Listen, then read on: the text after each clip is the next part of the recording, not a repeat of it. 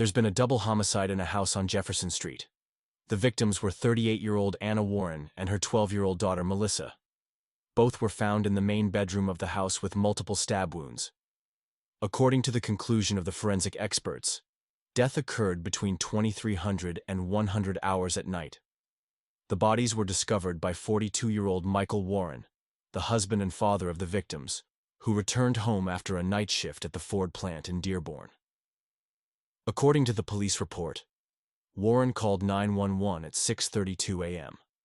Rescue service operator Janet Morris recorded the following words: "They are dead. My wife and daughter. Someone killed them. Please hurry up."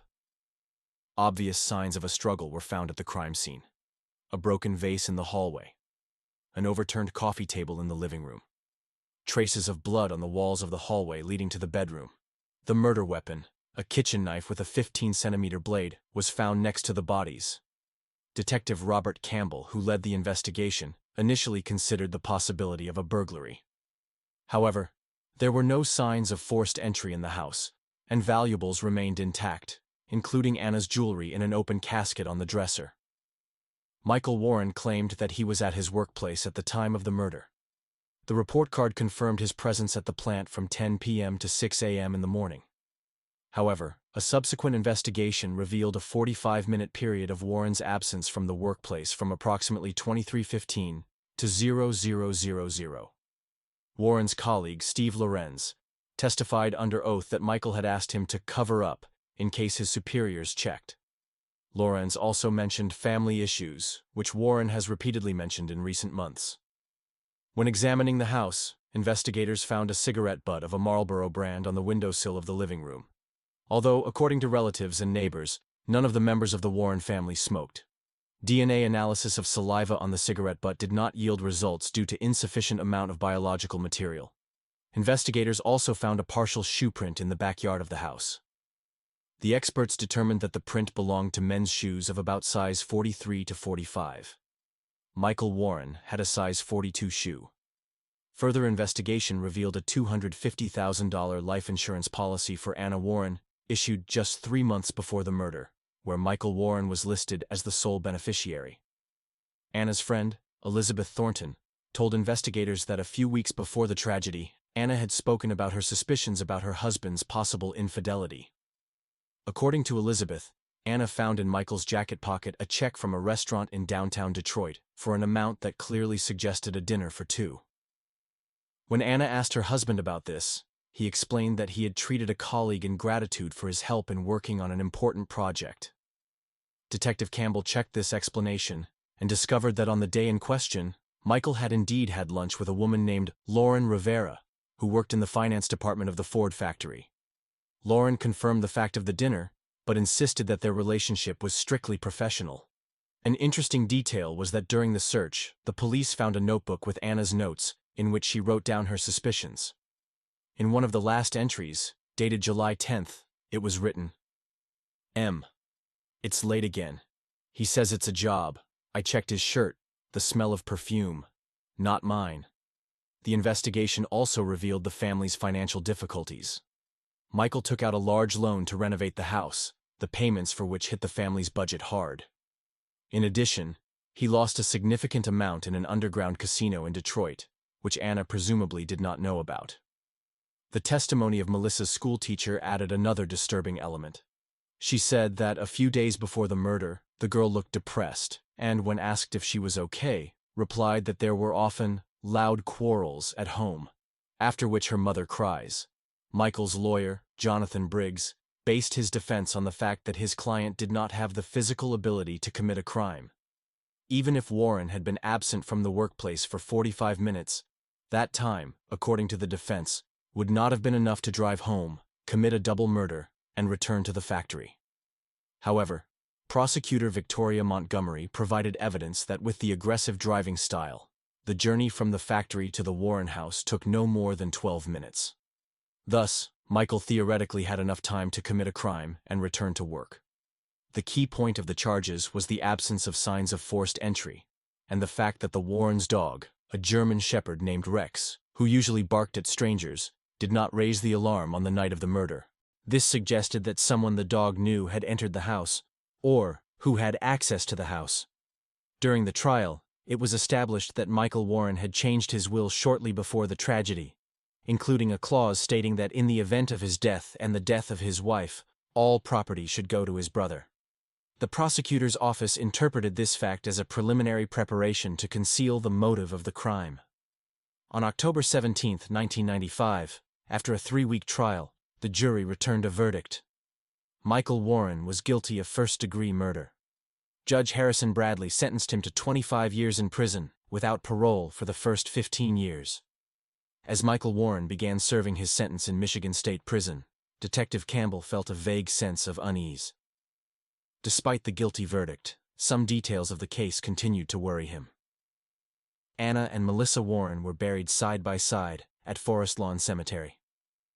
From the first day of his imprisonment, Michael devoted every minute of his existence to one goal: to prove his innocence to the world. Methodically, day after day, he turned his tiny cell into a makeshift headquarters for the struggle for justice. On the walls are newspaper clippings, notes, legal extracts. Under the mattress are copies of documents from his case, which he managed to obtain through a court-appointed lawyer. Between 1996 and 2005, Warren wrote an astounding number of letters, 1,247 appeals to various authorities. Every morning after getting up, he sat at a small metal table and wrote out another message in a neat handwriting. To the Office of the District Attorney of Wayne County, to the Supreme Court of Michigan, to the Organization for the Protection of Prisoners' Rights, to the editorial offices of newspapers and television channels. It was documented that only 34 of them received formal responses, most of which contained standard phrases about the absence of grounds for reconsideration of the case. It was as if he lived in his own world, full of hope and faith in the triumph of justice, which is quite unusual for this place, recalled Richard Holder, senior officer of Block D. The turning point in Michael's story came on March 24, 2005, when a new prisoner, 56-year-old Andrew Clayton, a former Chicago police detective, was transferred to Block D. Clayton was sentenced to 10 years for accepting bribes from a drug cartel and falsifying evidence. The irony of fate is that a man who was sent to prison for distorting the truth was supposed to help restore justice. According to prison records, the first conversation between Warren and Clayton took place during a lunch break on March 27, 2005. A witness to this conversation, Correctional Officer Thomas Riley, later recalled. Clayton looked interested. He asked questions, took notes on a napkin. It was unusual. When Clayton examined the copies of the case file that Michael kept among his personal belongings, his professional eye immediately picked out a lot of inconsistencies. This is a hack, not an investigation. I've seen hundreds of cases, but this is a classic example of how not to work. This phrase, uttered by a former detective, became a turning point in Warren's struggle for freedom. Using his 20 years of experience as an investigator, Clayton methodically identified 3 critical flaws in the case. The time of death in the medical examiner's report was indicated between 2,300 and 100 hours. However, the body temperature and the degree of rigor mortis recorded in the initial report of pathologist Dr. Marcus Sheldon indicated a later time, between 1:30 and 3 a.m., when Warren was documented at the factory, which was confirmed by surveillance camera recordings. Fingerprint analysis revealed the fingerprints of 3 people on the handle of the knife: Anna Warren herself, an unidentified person, and a partial fingerprint, which expert Gerald Freeman hastily identified as belonging to Michael. An independent examination of this fingerprint has never been conducted, which contradicted standard investigative protocols. The key witness for the prosecution, Steve Lorenz, had a criminal record for perjury in 1991, which was not disclosed to the jury. Moreover, the police reports contained references to a conflict between Lorenz and Warren over a promotion a month before the murder, information that could cast doubt on the objectivity of Lorenz's testimony. With Clayton's help, Warren drafted a detailed motion for review, which he filed with the Michigan Court of Appeals on December 12, 2007. The petition was rejected 6 months later with the wording, "There are not enough new circumstances to review the verdict of the jury." In 2010, Clayton was released on parole, but he did not forget about Warren. He turned to his former colleague, journalist Martin Reynolds, who published a series of articles, Justice for Warren, in the period from May to August 2011. Attorney Sarah Mendelsohn took Warren's case and filed a new motion based on DNA testing that was not performed during the initial investigation. Modern technology has made it possible to discover what was inaccessible to investigators in 1995. On February 6, 2013, after 18 years in prison, the Michigan Supreme Court overturned Michael Warren's conviction and ordered his immediate release from custody. A DNA test revealed the unknown man's genetic material on the murder weapon and under Anna Warren's fingernails. On February 20, 2013, Michael Warren walked out of the Wayne County Courthouse as a free man. Detroit has changed. The old house is gone. The parents are dead. And the only link to the past is the sister.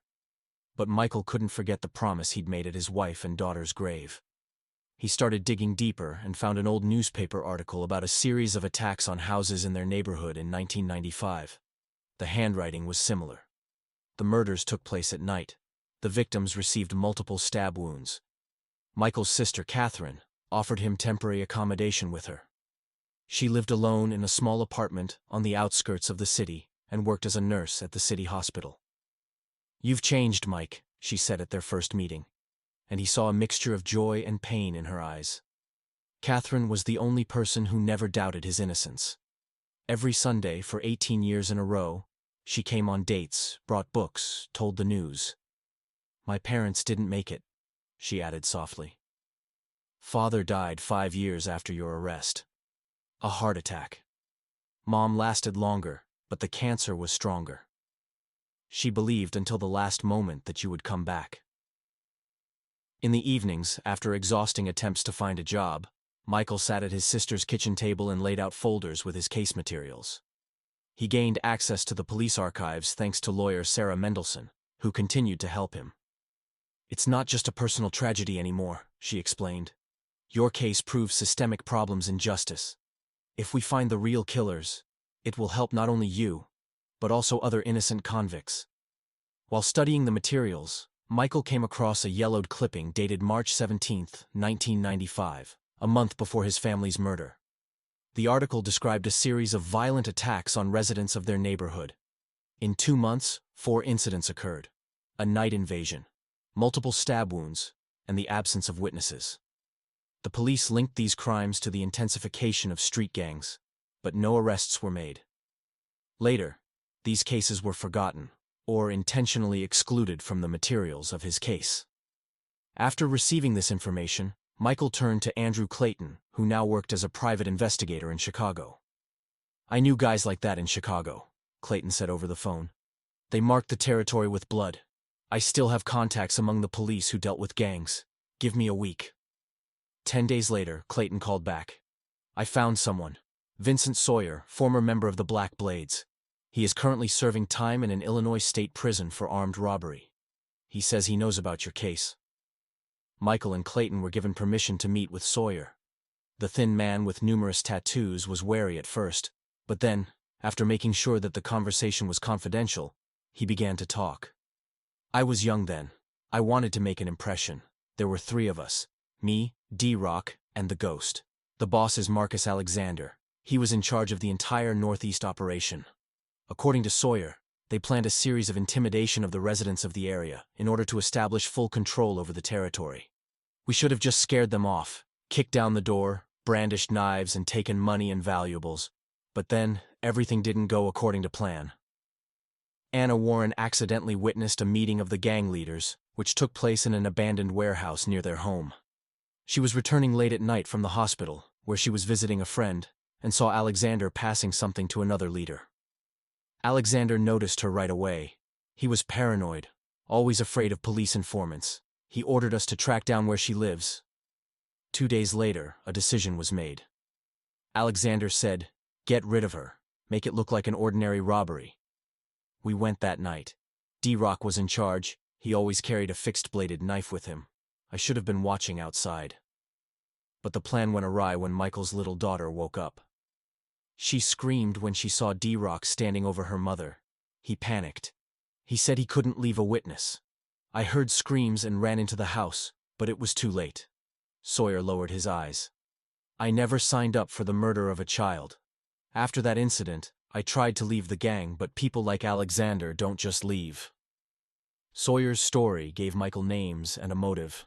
Marcus Alexander, known in criminal circles as the King of the Northeast, was arrested in 2001 for the murder of a rival drug dealer and sentenced to life in prison without parole. Daryl D. Rock Johnson, one of his closest henchmen, died in a shootout with police in 1998. The third participant, known by the nickname Ghost, disappeared from view. The first target was Jason Reed, a 32-year-old drug addict and petty criminal who, according to the informant, was one of the perpetrators of the murder. Michael spent 2 weeks tracking him, studying his habits, routes, and daily routine. He knew that Reed visited the Old Lantern Bar on Madison Avenue every Thursday, where he met with his accomplices and dealt drugs. He took up a position in a dark alley near the service exit of the bar. According to observations, Reed usually went out for a smoke around 2300 hours. At 22:58, the door creaked and a familiar figure appeared in the dim light of a street lamp. Jason Reed staggered outside, lighting a cigarette. Michael moved silently, like a predator. He approached the unsuspecting victim from behind and said only one word. "Do you remember?" Reed turned around, and recognition flashed in his eyes, followed by panic. He tried to scream, but Michael had already landed the first punch, in the stomach, exactly the same one that his wife Anna had received. The second blow landed in the area of the heart. That's how his daughter Melissa was killed. The third and fourth were aimed at the throat and chest, the final blows that both victims received. Michael spent the next 2 weeks preparing to eliminate the second target, Robert Carter, the 45-year-old leader of a local criminal gang who had ordered the murder of his family. Carter was a much more serious figure. He had connections in the police, never appeared in public without bodyguards, and traveled exclusively in an armored Cadillac Escalade SUV. Michael understood that a direct confrontation with Carter would be suicide. A different approach was needed. Using the skills he gained during his military service, he assembled a small but powerful explosive device with remote control. He spent another week researching Carter's routes until he discovered a security breach. Every Sunday, Robert visited his mother's grave at Greenwood Cemetery, always alone, considering the cemetery a safe place. On Sunday, November 17th, while Carter was at the cemetery, Michael, disguised as a parking attendant, discreetly attached the device to the bottom of the Cadillac. Hiding behind the trees on a hill overlooking the parking lot, he waited for Carter to return. When the car was safely away from the other cars, Michael pressed the detonator button. The explosion was deafening. The black Cadillac turned into a fireball, scattering debris for dozens of meters around. By evening, the news of Robert Carter's death filled all the local news feeds. The police said there was a possible criminal dispute, but no one linked the murder to the death of the Coleman family. Back at his apartment, Michael crossed off 2 photos from his list. There was no joy or satisfaction inside him, just a cold determination to finish what he had started. He knew that his actions would attract the attention of the remaining members of the group and the police. Now even more caution and careful planning were required. Michael didn't give himself time to doubt. After eliminating Jason Reed and Robert Carter, he returned to his connection map, where there were still a few names left. Next on the list was Mike Douglas, a 37-year-old gang driver responsible for transporting drugs and weapons. It was he who, according to informants, drove the killers to Michael's house on that fateful evening. Douglas was fond of car tuning and spent most of his time in his garage on the outskirts of the city. Michael watched him for 2 weeks, studying his habits and daily routine. He found out that every weekend Douglas drove his modified Mustang to the mountain road outside the city, where he liked to test the speed and power of the car. On Friday evening, when Douglas went to a bar with his buddies, Michael, using the skills he learned while working at an auto repair shop in his youth, broke into his garage. With surgical precision, he made changes to the braking system. Microscopic cuts on the brake hoses, which, under intense heat and pressure, would inevitably lead to catastrophic brake failure. On Sunday morning, Michael took up a position on an observation deck above a winding mountain road. An hour later, he heard the roar of a powerful engine as Douglas began his usual run. The car went through the first turns at high speed, but when the driver tried to slow down before a sharp turn, the Mustang continued to move, broke through the guardrail, and fell off the cliff. A fiery explosion lit up the mountainside. The police classified the incident as an accident caused by speeding and a mechanical malfunction. No one has linked this death to the previous murders. The next target was Lucas Brown, a 29-year-old gang watcher, who was responsible for gathering information about the victims. It was he who had been following Michael's family for weeks, studying their daily routines, habits, and vulnerabilities. Brown worked as a bartender at the elite Blue Moon Club and had a reputation for being a hedonist who was addicted to drugs and women. Michael got a job as a waiter at the same club using fake documents. For 2 weeks, he watched Brown, noticing that he drank a cup of espresso every night before the club closed. On the night of December 14th, when the club was crowded due to the performance of a famous DJ, Michael took advantage. Brown died 15 minutes after drinking coffee. His death caused panic in the club, but in the confusion, Michael quietly left the institution. A toxicological examination revealed poisoning, but at first the police were inclined to the version of suicide or an accident, given Brown's known penchant for experimenting with drugs. Michael's list was shrinking. The penultimate target was Thomas Lee, the 41-year-old director of the gang, who developed crime plans. According to the information Michael received, it was Lee who developed the plan to kill his family, including the details of breaking into the house and covering his tracks. Lee worked as an engineer for a construction company and participated in the design of a new business center in the city center. Michael, using fake references, got a job in the construction site security service. For 3 days he studied the object, finding the perfect place for his plan. On January 15th, Michael arranged for Lee to be called to the top floor of a building under construction for a consultation. When Lee was examining the edge of the roof, Michael came up behind him unnoticed. There was a brief struggle, and Thomas Lee fell from a 30-story height onto a concrete platform. The investigation concluded that the accident was due to a safety violation. The construction company received a heavy fine, and the Lee family was compensated. However, after the 4th death, the police began to notice patterns. Detective Rachel Morgan, who worked on the murder case of Michael's family, was the first to notice the strange coincidences. She requested information about all the unusual deaths over the past 3 months and created a connection map, which gradually led her to the shocking conclusion that all the victims had links to the Carter criminal gang and could potentially be involved in the murder of the Warren family.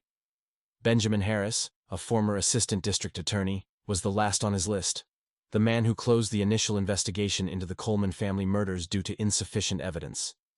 Michael later learned that Harris had received a large sum from the cartel for his silence.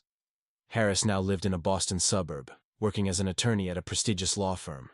He believed his old sins were in the past, but Michael spent months tracking him down and exploring his new life.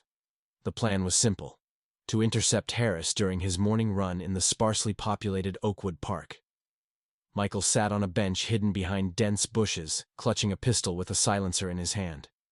He watched as Harris, dressed in an expensive tracksuit, approached along the winding path. His face had the serenity of a man who believes his crimes will never be solved.